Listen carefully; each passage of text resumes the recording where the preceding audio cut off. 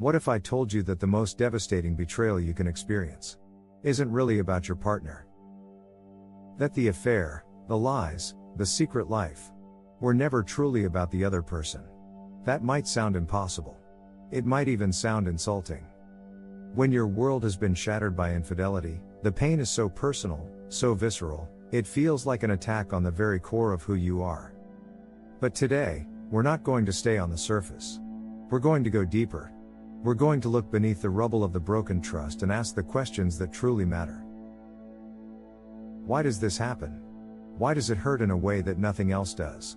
And what is the profound spiritual message hidden within this devastating human experience? Stay with me, because understanding this might just be the key to your healing, whether you were the betrayed or the betrayer.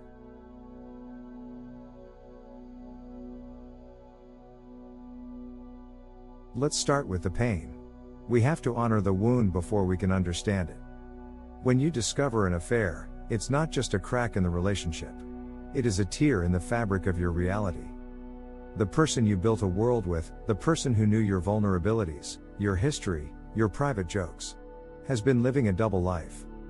And this is the first crucial point. The primary wound of infidelity is not the sex, it's the deception. The sex is a symptom. The deception is the disease. Why? Because human beings are storytellers. We build our identity and our sense of safety on a shared narrative. This is us. This is our life. This is our future. Infidelity takes a sledgehammer to that story. Suddenly, you're a stranger in your own life. The past you thought you had is a lie. The future you were planning is gone. And the pain becomes intensely personal. You start asking terrifying questions. Was I not enough? Am I not attractive, smart, interesting enough? How could I have been so stupid? So blind? This isn't just a broken heart, it's a shattered ego. It attacks your self-worth and your ability to trust your own judgment. You feel erased. The shared reality you co-created has been revealed as a solo performance you didn't even know you were watching. But here is the spiritual truth. That pain, as unbearable as it feels, is a sacred alarm bell. It's signaling that something much deeper than your relationship was out of alignment. And that's where we need to look next. Not at the affair itself, but at the void it grew from.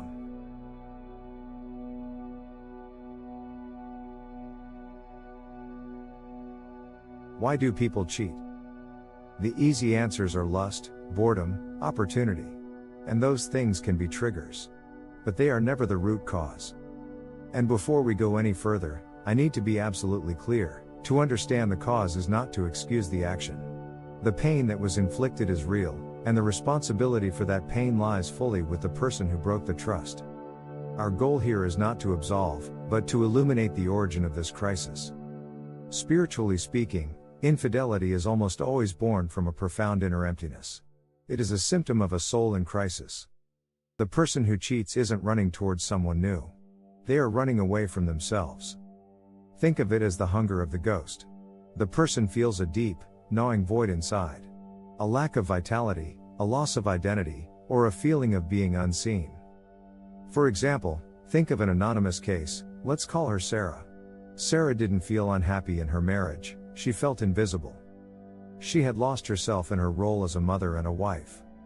Her affair wasn't about a burning passion for someone new, it was a desperate attempt to have someone, anyone, simply see her again as an individual.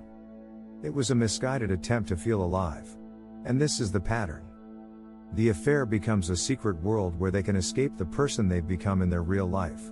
It's a desperate, misguided attempt to feel something, anything, to fill a spiritual vacuum. For some, it's a flight from true intimacy, which is terrifying if you don't like what you see in yourself. For others, it's a flight from mortality, a frantic "I'm still alive" in the face of aging and routine. And for many, like Sarah, it is a crisis of identity. The tragedy is that this fix is like drinking salt water to quench thirst. It never, ever works. The ghost remains hungry. The void gets deeper.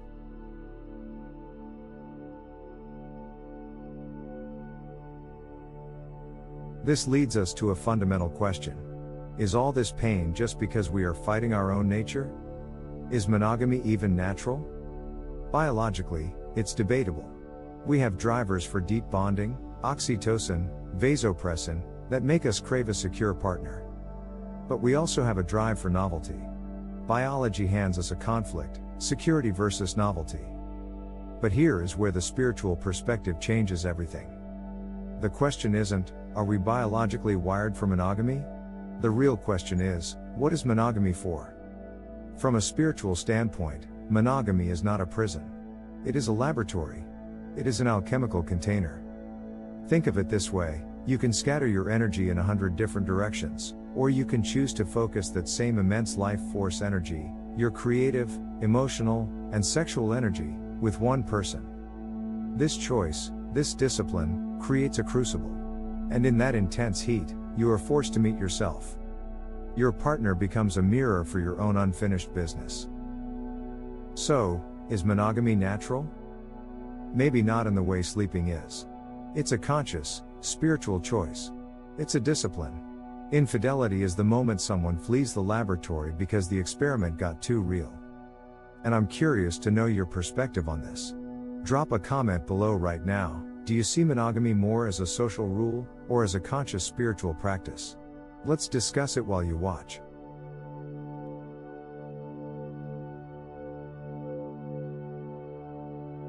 So, where does this leave you, standing in the ruins? Whether you stay or go, the path to healing is the same. It is an alchemical journey of turning the lead of this pain into the gold of wisdom. If you were the one betrayed, your invitation is to reclaim your story. The affair was not a reflection of your worth. It was a reflection of your partner's inner void. Your healing lies in turning your focus from "why did they do this to me?" towards "what is this experience revealing to me, about me?" This is your chance to call your power back home. If you were the one who was unfaithful, your healing begins with radical self-honesty. You must stop running and face the ghost you are fleeing from. The guilt and shame you feel are not the destination, they are the doorway.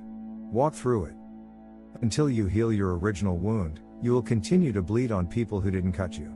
This inner work, for both people, is profound, but it doesn't have to be done alone. This spiritual journey can be supported by practical tools.